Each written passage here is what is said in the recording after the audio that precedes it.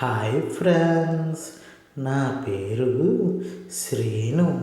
నా జీవితంలో జరిగిన ఒక యథార్థ సంఘటనను ఈరోజు మీతో పంచుకుంటున్నాను.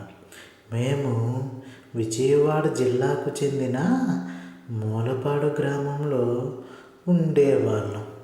ఇంకా నా విషయానికి వస్తే, చిన్నతనంలోనే తల్లిదండ్రులను పోగొట్టుకున్న నేను మా తాతయ్య గారి దగ్గరే పెరిగాను. ఆయనకు 2 కొడుకులు, అందులో మా నాన్నగారు కూడా ఒకరు. చిన్న వయసులోనే కాలం చేశారు. ఇంకా నేను మా తాతయ్య, మా బాబాయ్, పిన్నిలతోనే కలిసి ఉంటున్నాను. మా బాబాయ్ ఒక ఫ్యాక్టరీలో ఉద్యోగం చేస్తున్నారు. పిన్నేమో ఇంట్లో హౌస్ వైఫ్గా పనులను చేసుకుంటూ ఉంటుంది. కానీ మా పిన్నికి నేనంటే అస్సలు ఇష్టం ఉండదు. అదేంటో మరి, ఎప్పుడు చూసినా నన్ను కసురుకుంటూ నాపై చిరాకు పడుతూ ఉంటుంది. కానీ మా తాతయ్యకి మాత్రం నేనంటే చాలా ఇష్టం. ఆ ఇంట్లో నన్ను ఎవరైనా బాగా చూసుకునేవారు ఉన్నారు అంటే అది కేవలం మా తాతయ్య మాత్రమే. ఒక రకంగా చెప్పాలంటే ఆయన గారాబం వల్లనేమో నేను ఇలా తయారయ్యానని ఒక్కొక్కసారి నాకే అనిపిస్తుంది. అవునండి, నేను పెద్దగా చదువుకోలేదు. ఎందుకంటే చదువు పట్ల నాకు పెద్దగా ఆసక్తి లేదు. నా వయసు ఇప్పుడు సరిగ్గా 16 సంవత్సరాలు. ఇంకా నాకున్న ఒక్కగానొక్క స్నేహితుడు వినోద్గాడు. వీడి వయసు కూడా నాతో సమానమే. కాకపోతే వీడికి ఆడవాళ్ళ పిచ్చి ఎక్కువ. అందులోనూ ఎప్పుడూ కూడా ఏదో ఒక తుంటరి పని చేస్తానే ఉంటాడు. ఇంకా మా ఇద్దరి పని అంటూ ఏదైనా ఉంది అంటే తినడం, ఊరు మీద పడి తిరగడం, మళ్ళీ సాయంత్రానికి రాత్రికి ఇంటికి చేరుకోవడం. ఇదే ప్రతిరోజు మా దినచర్య. అయితే ఒకరోజు నేను నా స్నేహితుడు వినోద్గాడు టీ షాప్ దగ్గర కూర్చుని వచ్చిపోయే ఆంటీల వైపు చూస్తూ సరదాగా వారిని ఏడిపించడానికి కామెంట్లను చేస్తున్నాం. అయితే ఈలోగా వినోద్గాడికి ఒక్క డౌట్ అయితే వచ్చింది. దానితో వాడు నా దగ్గరకు వచ్చి, ఏరా సీను, ఆంటీలవి చాలా పెద్దగా ఉంటాయి, ఎందుకురా అని నన్ను అడిగాడు.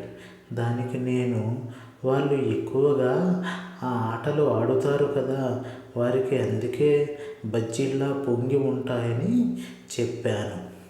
దానికి వాడు, అయితే పదరా, మనం అర్జెంటుగా ఒకసారి ఇంటర్నెట్ షాపుకు వెళ్ళి అన్నీ ఓపెన్ చేసి చూద్దాము, కావాలంటే డబ్బులు నా దగ్గర ఉన్నాయి, నేను ఇస్తాను అన్నాడు. దానికి నేను, ఇంటర్నెట్ షాప్కి ఎందుకురా వెళ్ళటం, మా ఇంటికి రా, నీకు డైరెక్ట్గా లైవ్లోనే చూపిస్తాను అని చెప్పాను. దానితో వాడు, ఏంట్రా నువ్వు చెప్పేది, లైవ్లో చూపిస్తావా అని ఆశ్చర్యంగా అడిగాడు. దానికి నేను, అవునురా, లైవ్లోనే. నేను ప్రతిరోజు కూడా మా పిన్ని బాబాయిలు పక్క గదిలో చేసుకునేది మొత్తం లైవ్లోనే చూస్తానంటూ వాడికి సమాధానం ఇచ్చాను.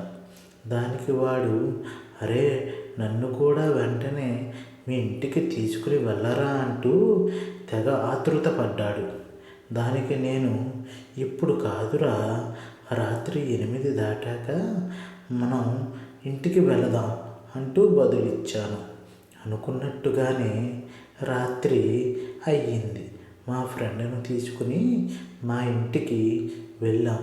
ఈ అబ్బాయి ఎవర్రా అని మా తాతయ్య నన్ను అడిగాడు.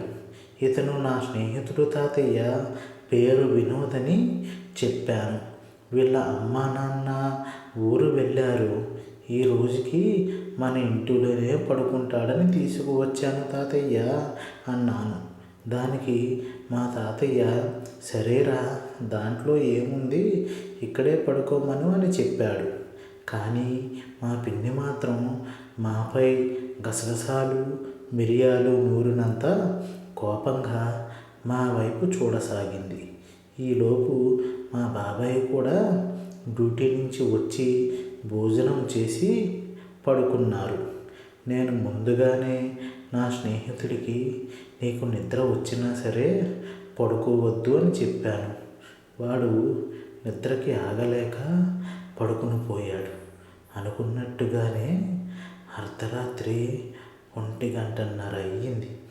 నాకు మంచం ఊగుతున్న సౌండ్ వినపడింది. వెంటనే నా స్నేహితుడిని నిద్ర లేపాను. మా ఇద్దరం కలిసి మా బాబాయి పిన్ని చేసుకుంటున్న దృశ్యాన్ని ఆ పక్కనే ఉన్న కిటికీ బొక్కలోంచి తొంగి చూశాను. ఇద్దరు ఒంటిపై నులుపు కూడా లేకుండా చాలా గాఢంగా చేసుకుంటున్నారు. కానీ అదే సమయంలో నా స్నేహితుడు వినోద్ గాడు పక్కనే ఉన్న నీళ్ళ చెంబును చూసుకోకుండా కాలితో తన్నేశాడు. ఆ శబ్దానికి ఒక్కసారిగా మా బాబాయ్ పిన్ని అలర్ట్ అయ్యారు. వాళ్ళిద్దరూ వాళ్ళ బట్టలను వేసుకుని బయటకు వచ్చి మా ఇద్దరు జుట్టులను పట్టుకుని మమ్మల్ని చితకబాదారు. దాంతో మా తాతయ్య నిద్రలేచి ఏమి చేశారని వాళ్ళని అంత దారుణంగా కొడుతున్నారంటూ ప్రశ్నించాడు.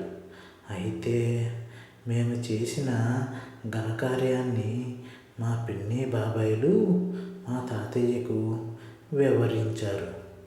చిన్నపిల్లలు లేరా, తెలియక ఏదో చేశారు, ఈసారికి క్షమించండి అంటూ మా తాతయ్య వాళ్ళని బ్రతిమాలసాగాడు.